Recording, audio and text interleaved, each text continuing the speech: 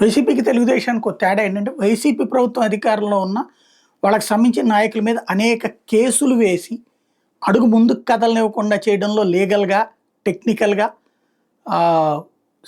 ఏది తన సర్వశక్తులు వడ్డిన తెలుగుదేశం. బట్ వైసీపీ అంత సీన్ చేయగలుగుతోందంటే లేదు. ప్రతిపక్షం ఎట్లుండాలో తెలుగుదేశాన్ని చూసి నేర్చుకోవాలి, అధికార పక్షం పరంగా చూసుకుంటే జగన్ చూసి నేర్చుకోవాలన్నమాట, పని ఎట్లా చేసుకోవాలని.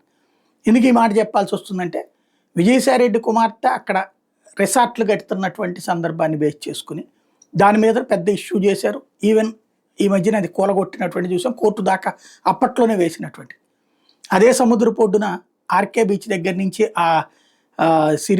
ఈ జంక్షను వీటన్నిటిలో చూసుకుంటే మనకు అక్కడ హోటల్స్ ఏది లోపలికే ఉన్నటువంటి హోటల్స్ ఉంటాయి, కొన్ని నడుస్తూ ఉంటాయి.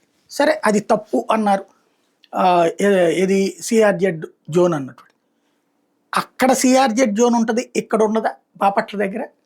ఇప్పుడు ఏకంగా సముద్రంలోకి పడవలు వెళ్ళేటటువంటి కాలవనే పగల కొట్టేసి రాళ్ళేసేసి ఎల్ షేప్లో ఉన్నదాన్ని కాస్త మార్చేసేస్తే 4 రోజుల నుంచి ఆందోళన మత్స్యకారులు చేస్తుంటే చివరికి వాళ్ళు ఉద్యమించి రోడ్డు మీదకి వస్తే ఆ రాళ్ళు తీసేసి మీ పడవల్ని ముందుకు తీసుకెళ్ళి ఏర్పాటు చేస్తాంలే అని చెప్పడం ఒక ఎత్తు.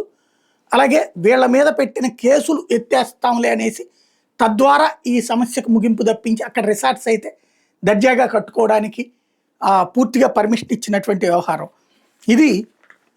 తాజాగా సాక్షి వాళ్ళు ఒకటే హైలైట్ చేసుకొచ్చారు. చీరాల టీడీపీ నేత బోర్ల వెంకట్రావు ఆక్రమించి ధ్వంసం చేసిన ఈపురపాలెం స్ట్రైట్ కట్ సీమ్ అవుతుంది. తక్షణం పునరుద్ధరించి వెంకట్రావుతో పాటు భాగస్వామిగా ఉన్న గుంటూరు బ్రహ్మరాయన్ ఫ్రాక్ చెందిన వాళ్ళ మీద క్రిమినల్ చర్యలు తీసుకోవాలంటూ మత్స్యకారులు మంగళవారం బాపట్ల పెద్ద ఎత్తున ఆందోళన చేశారు. తీర గ్రామాలకు చెందినట్టు మత్స్యకారులు బాపట్ల చేరుకుని ర్యాలీ చేపట్టారు.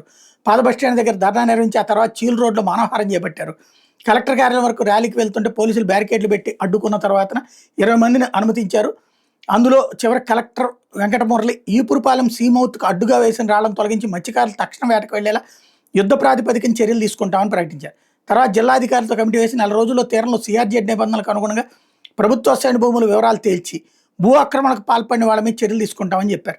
గతంలో కాలువ పూడికితీత పేరుతో 500 లారీల ఇసుకను అక్రమంగా తీసుకెళ్లిన వాళ్ళ మీద కూడా క్రిమినల్ కేసులు పెడతా ఉన్నారు. ఆందోళన నిర్వహిస్తున్న మత్స్యకారుల మీద పెట్టిన కేసులు సైతం తొలగిస్తామని హామీ ఇచ్చారు.